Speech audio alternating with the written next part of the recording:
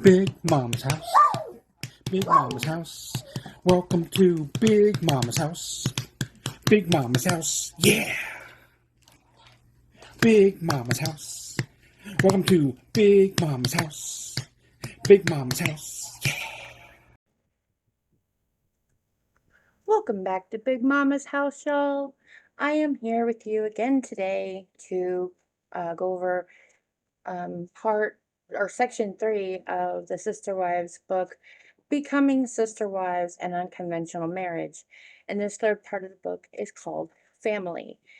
I would probably get this entire section done in one episode because um, it's basically just each of their parenting styles. And so I just wanted to go through each one and kind of point out a few things.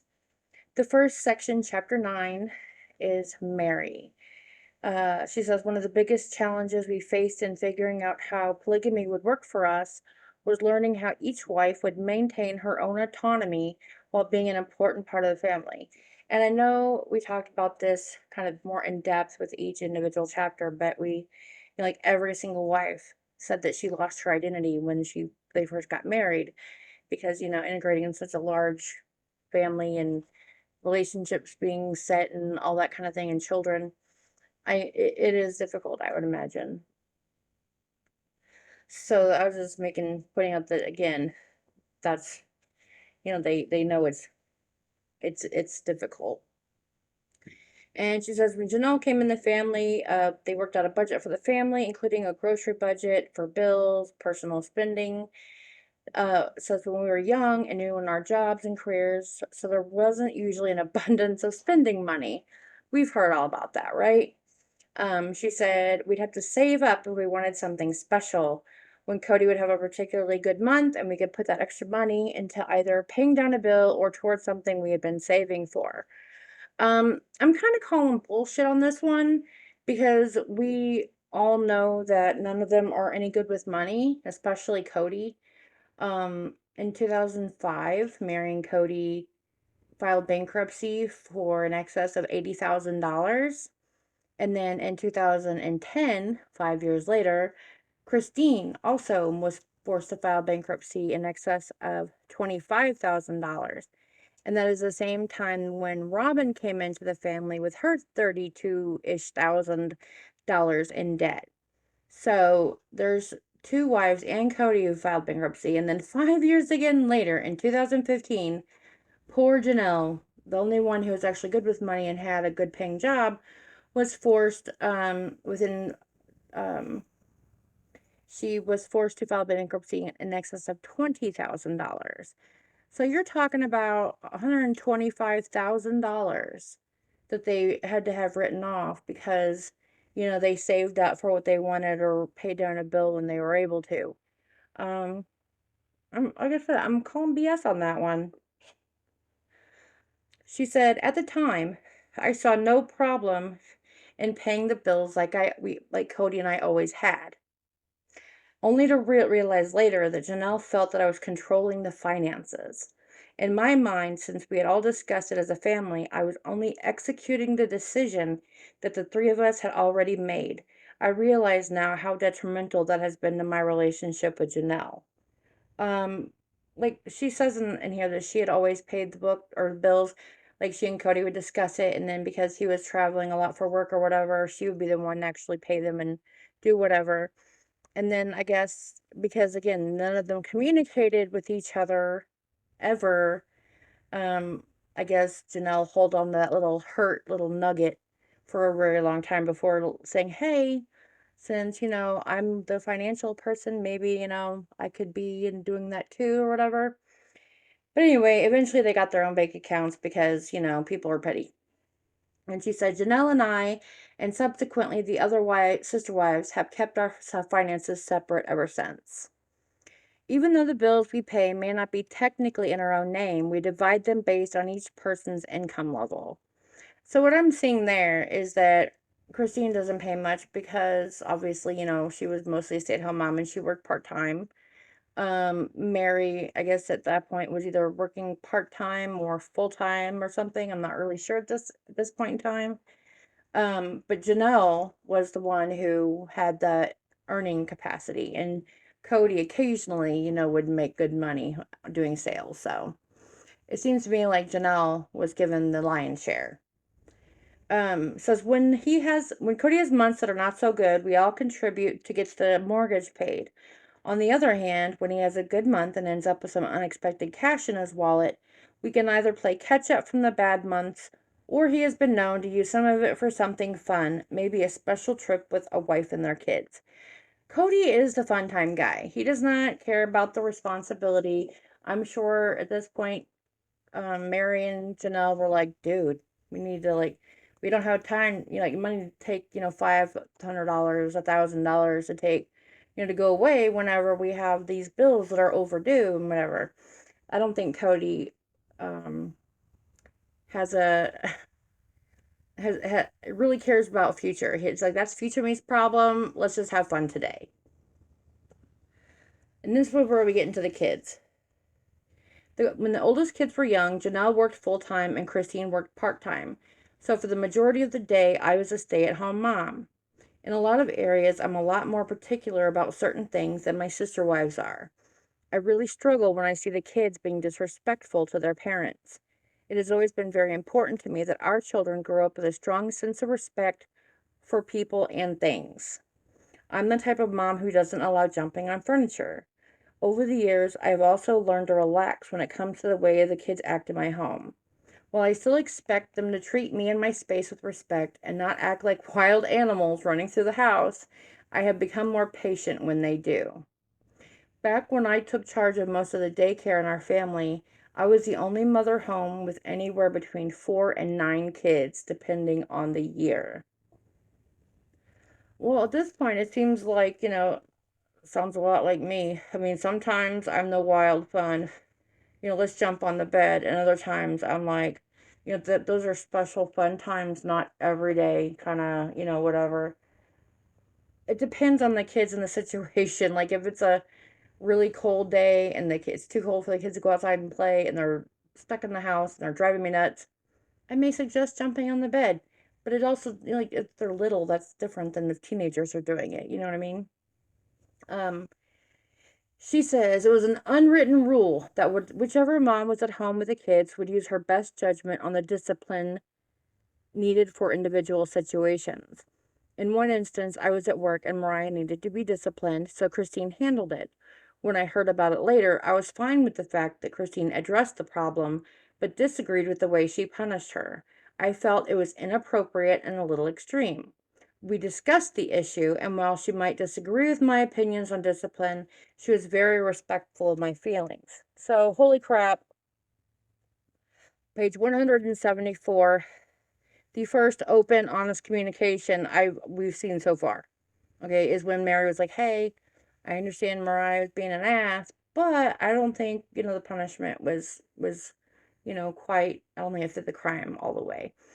And that's what any moms, whether your kid's over at a play date or at another parent's house or grandparents or wherever your kids are, other people don't have the right to discipline your child in an inappropriate or in a way that you find inappropriate. So that's just my opinion. She says, when the kids were younger and I had a more active role in their day to day parenting, I would choose a punishment to fit the situation. If a child hit another child with a toy, he didn't get to play with that toy anymore. If the child didn't clean up his or her room, he or she didn't get to go outside and play with the other kids until it was done. As the kids have grown older, however, I've taken a backseat in affairs and that don't concern my own child directly. And there's a reason, and the story's coming. And I think it explains a lot in the relationships between Mary and Janelle and Christine and I think that Christine and Janelle Christine wanted to feel needed and wanted and included. And all Janelle wanted to do was get the hell out of there and go to work, get some peace and quiet, make some money. I get it. And so that relationship was very symbiotic. One needed to feel needed, love being around the kids, great. The other one needed to work, needed a babysitter, boom, perfect. So I can see with both having a large number of children, relatively the same age, it's very I can see where they became closer than Mary because of, unable to have more than one child. But what it says here, it says, as recently as this summer, I felt I had to step in and correct a situation that had gone on too long and needed to change. And this is a famous scene from one of the seasons of Sister Wives. I remember seeing it. It says, ever since Robin joined the family, several of Christine and Janelle's kids have been acting like they wanted to accept Robin as a parent or accept her kids as their siblings. Several of the adults began to notice that some of the younger teenage boys were picking on Robin's little girls. I think if it's bothering the girls, it shouldn't be allowed to continue. It had gone on too long, and in my opinion, nothing was being done to change it. Because the moms already admitted in the prior section that they didn't care. They were jealous and resentful, and maybe, that attitude subconsciously rubs off on their kids. And the kids know that mom doesn't like Robin and doesn't really necessarily blame the kids or take it on the kids. But, you know, I think it's just easy to target the ones that they can't fight back. Okay. Says on a camping trip, things became too aggressive for me to brush aside any longer. A few of the boys were picking on one of the little girls and making her cry. But they always cry, in my opinion, so, I mean, that's not anything new. Telling them they'd better shape up and start treating one another with more respect. I told them that Robin's kids are their siblings, and whether they like it or not, and they better start treating them like it. I feel strongly that the adults in the family must show a united front to the children. I completely agree, but that never happens because you may agree around one another, but when they go home, they do whatever they want with their own kids, and there's no way to really monitor or change that. So she says, I think it is very detrimental to let children think they can play one parent against another, which they do, because again, no communication. But later on, Christine told me she thought I was completely out of line for speaking my mind at the moment. Well, then maybe you should step up. And if you're so resentful that you're willing to let your kids take it on other people's kids, therefore, basically being approval of bullying, whether it comes from Christine or Janelle, it was not okay. And if they knew it was happening and didn't stop it, then shame on you. That's all I gotta say. My form of parenting is to take care of things immediately when the transgression is fresh in the children's minds, so they can understand why they are being disciplined. I completely agree. That was my philosophy too. Therefore, I jumped in when I did and talked to the kids about their behavior. Christine would have preferred to wait until later and talk to the kids individually. No, I am sorry, Christine.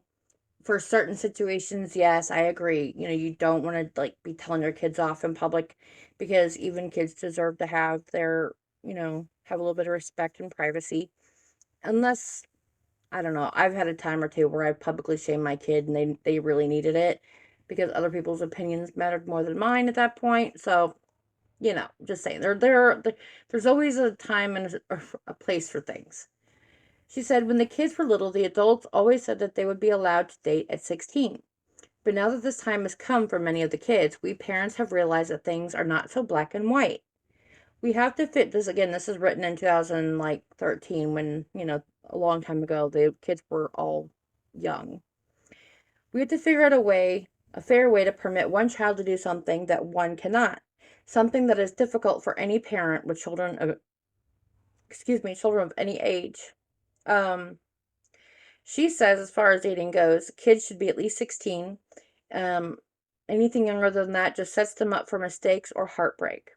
As far as kissing, they should really hold off until they find someone very special at an older and much more mature age. Okay, I mean, I get that. I mean, I think that I think it was junior high, like seventh, eighth grade, which is not really teenagers. They have like these little school dances and whatever, and they have their little quote unquote boyfriend that they, pass notes to or whatever, and that's the extent of it. I don't have a problem with that. But actual dating where I feel like there's like hormones and feelings involved requires a little more finesse. And she said, and I'm going to use this, it's in the book. I know it's her dead name or their dead name, and but it's in the book, so I'm just gonna tell you, read it how it is. She says Mariah had shown interest in young men and looks forward to dating in the future. She is committed to remaining in our faith and living our plural lifestyle. Her commitment to remaining virtuous and chaste until marriage.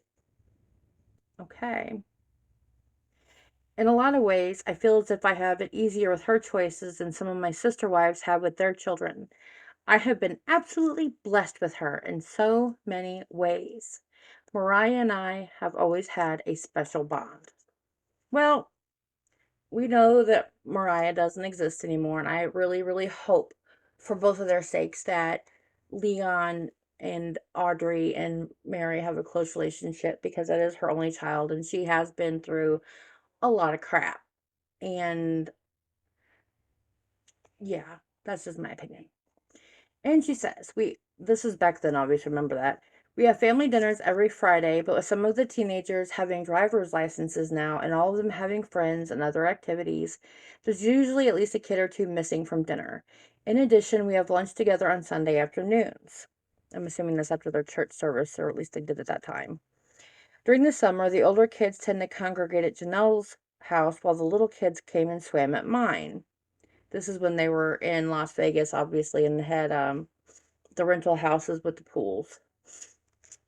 And it just goes on for a couple of pages about all the different things with the kids and how she was so excited when Robin had her baby because she wanted to be able to have the baby at her house too.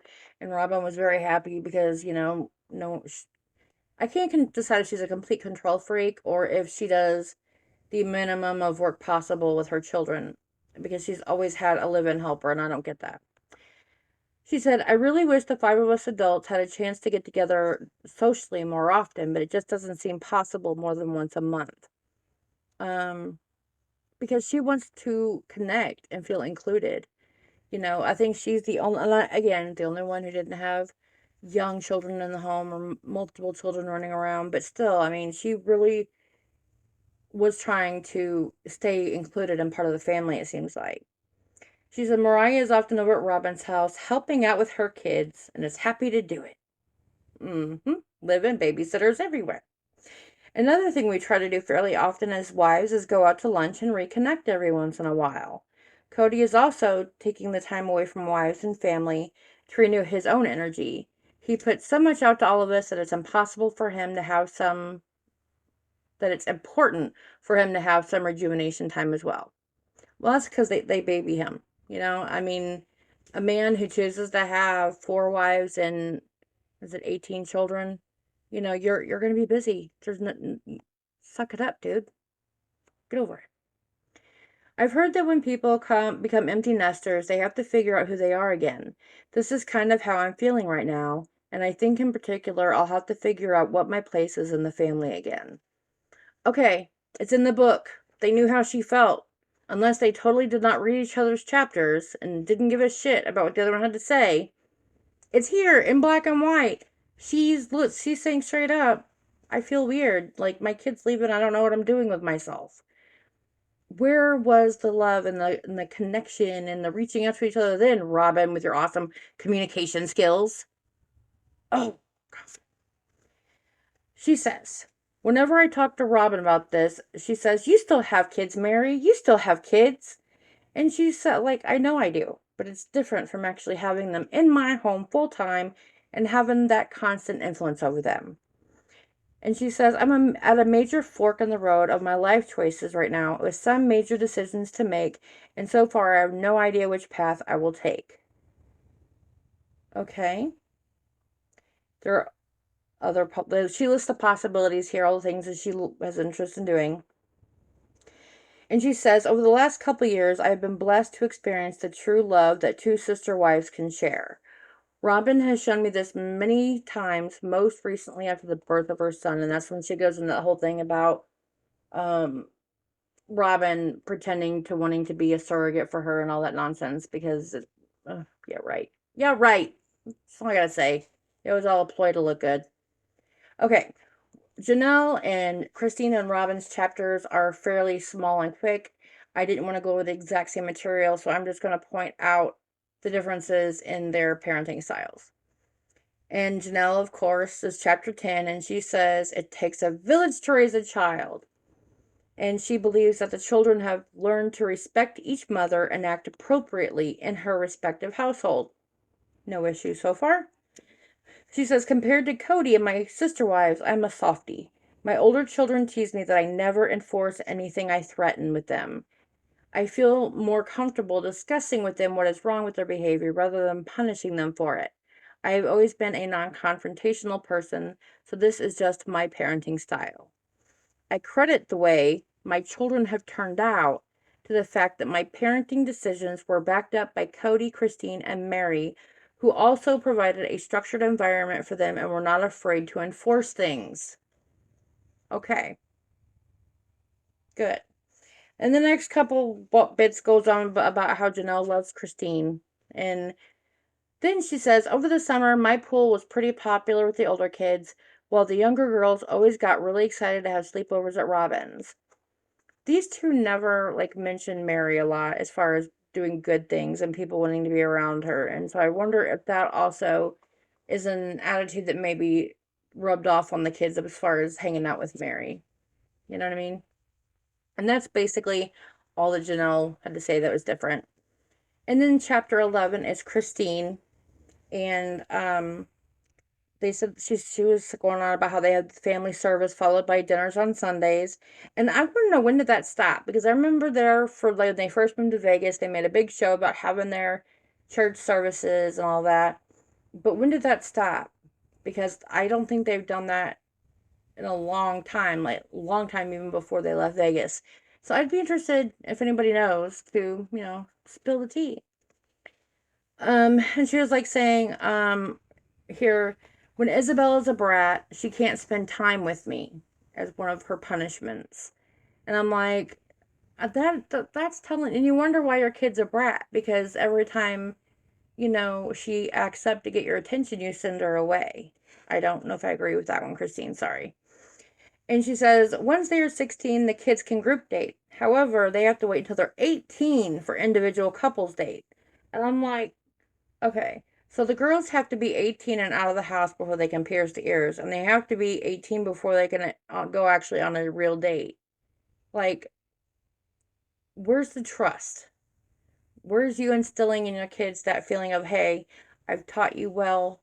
I feel like you're responsible. You understand the repercussions if, you make big mistakes. You have big lifetime repercussions. So you have to eventually at some point trust your kids. You can't wait till they're a full-grown adult and be like, okay, here you go. You're free now. Go out there and have all these choices and never had any of them and, see how quick it takes you to fuck it all up. Just saying, it happens. And then she goes, and this is for all my friends out there, okay, or get ready for a giggle. Says, Robin is great with hair and makeup. Poor Christine. No, Christine, just no. Okay, chapter 12 is Robin's perspective. She said she became a part of the Brown family in every way. I helped out with all the kids and contributed my paycheck to the family to help pay all the bills. Money was tight, but knowing that we had one another's back was wonderful. Well, yeah, because everybody was paying your way, lady.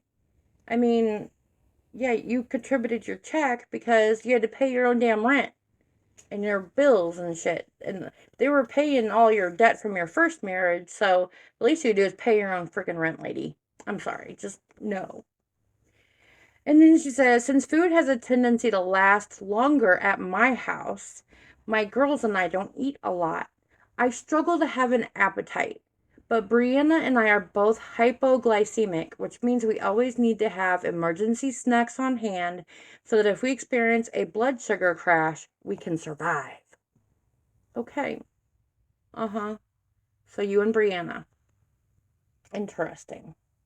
Because it's never been mentioned, ever on all the years of the show. But, okay. The only time I will assert myself with children who are not my own is when there aren't other parents around. Well, of course, you're not going to make yourself look like an ass in front of the adults. And he goes on, without the other moms present, I'm comfortable correcting other children's behavior and enforcing my own rules. I don't feel that it is my place to interfere with how someone else raises her children. Well, what if how someone else raises their children it's against your own rules. I mean, do you just let that child come around, or what happens? And then she says, while I'm usually comfortable with one of my sister wives helping to parent my children, when we're all together or at another mom's house, I try to make sure I am the one who keeps my kids in line so another mom doesn't feel like she has to take charge. Right? Because only Robin can be in charge, I guess.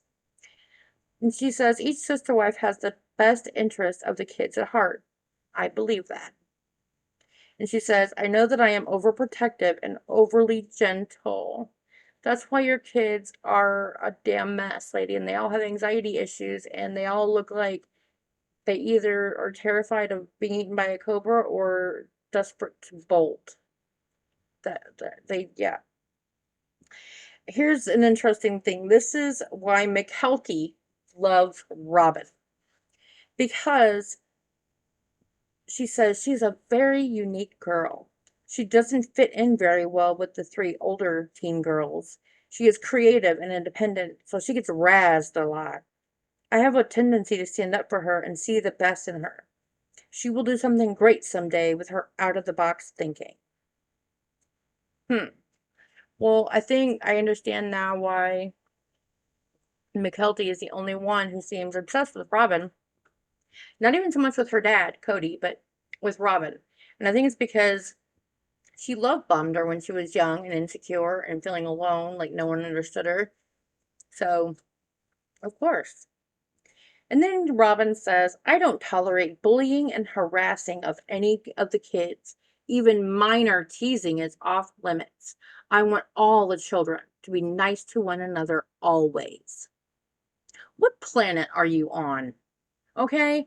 I've been around children and babysat, and I am one credit away from having my teaching degree. Okay, no. Children, that's not how people work. Okay? Just no. Then she says, I thought at first that my sister wives would just insist that their kids look at me as a mom, but I've realized it is up to me to claim that role. I have actually had to reach out to the kids and build a relationship with them independently. Respect is earned, not demanded. Well, you need to have a whole freaking lesson with your husband about that, because that seems to be his big thing. He thinks that everyone should come to him. The mom should like force the kids to love him and kiss his ass, and they should respect him whether it's deserved or not. And that is not the way you get anybody to want to be around you. So that's some free therapy advice for you, Mr. Brown. Then she says, my children are so blessed to have all these mommies and the best daddy ever. Cody is such a great father, even though he is stretched so thin. He makes time count. I know my kids have felt the lack of having a good daddy in their life. It really is true that the way to a divorced mom's heart is through her kids. Well, I don't know David Preston Jessup. I think that's his name. I don't know anything about him, but he has a wife and I think 3 other children after he and Robin divorced, and they all seem like they're very happy. And I don't understand why she won't just tell the whole story. And I think it's because she knows that if she comes out with an abuse story, then everyone that knows them from then will come out of the woodwork saying, "Oh, bullshit." Just no. So that's my opinion. After all these years, there's no other reason why they wouldn't. So that is the end of the third section called Family. Part 4 is Celebrity. It is also fairly short, and I am hoping to get it all done in 1 or 2 episodes. So we are almost done with this book. Come back next time and see us again when we do chapter 13, part 4, called Celebrity, of the Sister Wives book. Y'all be safe out there. Be kind. Use your turn signals. Be new to your pets. And what's the other? Oh, buckle your seatbelt. Bye, guys.